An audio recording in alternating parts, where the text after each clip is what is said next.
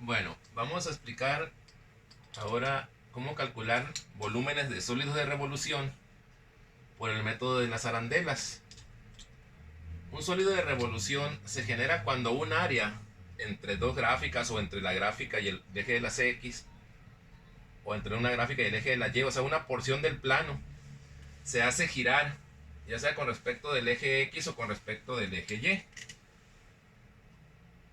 Incluso puede hacerse girar con respecto de una recta arbitraria cualquiera, pero a este nivel de bachillerato lo vamos a considerar nada más con respecto a los ejes de coordenadas, al eje X y al eje Y. Entonces tengo aquí dos funciones. Tengo esta parábola que le voy a llamar f de x para identificarla, y esta otra que la voy a llamar g de x. Entonces el área comprendida entre ellas es la que voy a hacer girar con respecto a alguno de los ejes, ya sea el x o el y.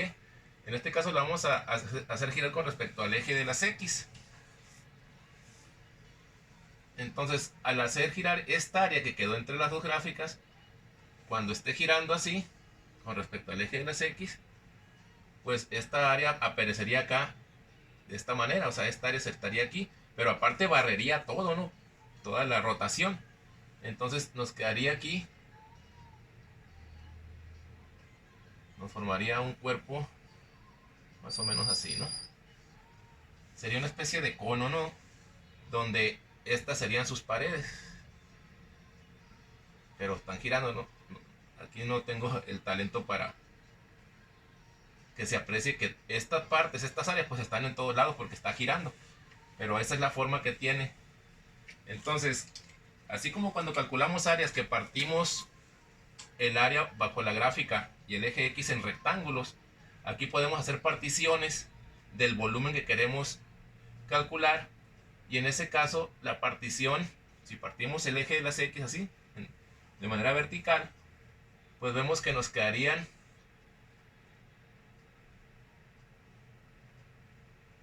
por ejemplo, si ahí hago el corte, me va a quedar la arandela aquí, porque en esta parte está hueco, o sea, aquí me quedaría un hueco. Esta arandela la saqué acá, para que la vean. O sea, cualquier corte que hagamos ahí va a ser una arandela, va a estar vertical. Yo aquí la dibujé en otra posición, la saqué de allá y la puse aquí, ¿no? Entonces veamos qué es qué características tiene esa arandela.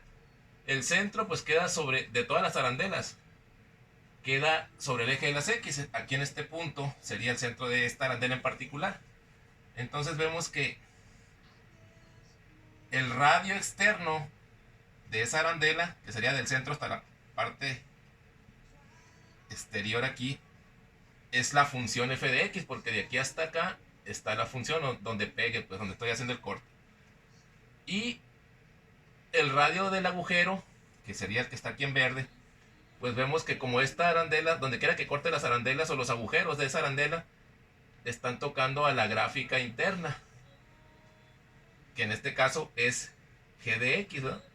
O sea, la gráfica negra es g de x, esa es la que están tocando los agujeros. Por lo tanto, los radios en cualquier parte donde corte van a corresponder al valor de la y para g de x. Entonces la arandela pues tiene un cierto grosor ahí. El grosor de la arandela, como es una cantidad pequeñísima, porque se supone que estamos haciendo muchas rebanadas, muchas arandelas, número infinito, entonces el grosor de esa arandela es el diferencial de x. Pues una cantidad muy pequeña es un diferencial, y en este caso es una porción pequeña del eje de las x, es un diferencial de x. Y entonces el volumen de esta arandela está relacionada con el volumen de un cilindro hueco.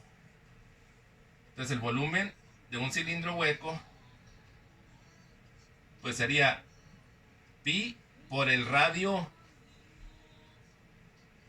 del cilindro o de la arandela, pues considerándola como que está maciza, que en este caso sería f de x, pero esto al cuadrado, porque el volumen del cilindro es pi por radio al cuadrado por altura. Entonces, si tomo el cilindro como que está macizo sin el agujero, para sacar el volumen, sería pi por radio al cuadrado por la altura, que en este caso es lo mismo que el grosor, y el grosor es el diferencial de x. Ahora, para tener el volumen de esta parte, porque eso es lo que interesa, este está hueco, hay que restarle el volumen del hueco, y que también es un cilindro, entonces es la misma fórmula, pero el radio ya no está dado por f de x, sino por g de x, dijimos. Entonces aquí va a ser g de x al cuadrado por el diferencial de x. Entonces el volumen de la arandela estaría dado así por esta expresión. Y como es una porción de todo el volumen que quiero calcular, voy a decir que esto es un diferencial del volumen total. Entonces empecé relacionándolo con el volumen de un cilindro hueco para encontrar la expresión de el diferencial de volumen, o sea, de la porción esa, que es una arandela. Y entonces aquí, si simplifico esto, pues pi y el de x son factor común en los dos términos. Entonces lo puedo acomodar así.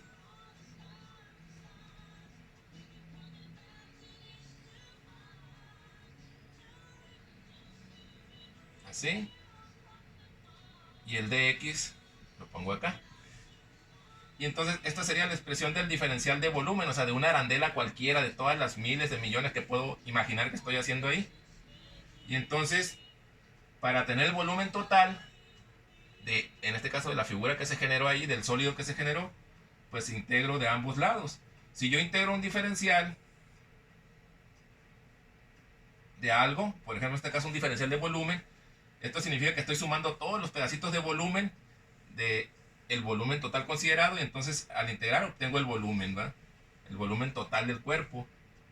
Pero si integro de este lado hay que integrar también del lado derecho. Como pi es una constante, la sacamos fuera. Y entonces esta integral debe ser una integral definida. ¿De dónde a dónde? Pues de dónde a dónde estoy haciendo las particiones. En este caso sería desde aquí hasta aquí. Y ahí le estoy llamando A y acá B. Los límites del integral serían de A hasta B. Y esa, ya cancelando aquí el diferencial con la integral, porque son operaciones inversas, que es otra manera de ver cómo resulta el volumen, ¿verdad? Ahorita dijimos, si yo integro todos los pedacitos de volumen, o sea, los diferenciales de volumen, voy a tener al final el volumen en este lado. O lo que es lo mismo, tengo un integral del diferencial, son operaciones inversas, se cancela y me queda el volumen, que sería la integral de A hasta B de f cuadrada de x menos g cuadrada de x y el pi este sigue estando acá porque es la constante. Y entonces esa sería la fórmula para calcular el volumen de ese sólido de revolución que se genera cuando lo hago girar cuando un área, que en este caso es esta, la hago girar con respecto al eje de las x. Si se hiciera girar con respecto al eje de la y, entonces mis arandelas quedarían horizontales, o sea, estaría partiendo el eje de la y. Y entonces ahora mi radio no es y, no son coordenadas en y, o sea, no es la función de x, sino que sería la función de y.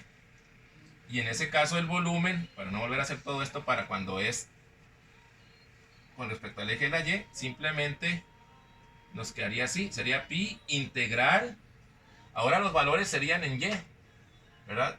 De aquí hasta donde esté el área, pero en y. Entonces le voy a poner aquí de C a D, esos van a ser los valores. Digamos que aquí donde está es lo mismo que la C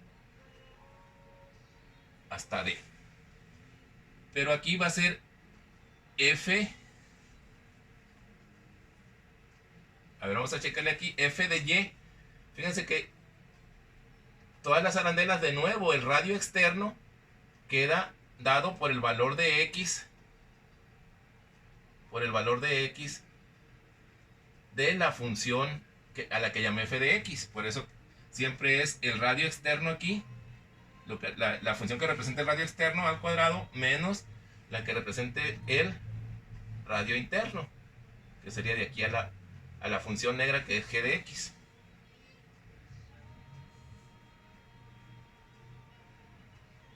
Pero como estamos en y, estas funciones ya no deben ser en función de x, sino de y.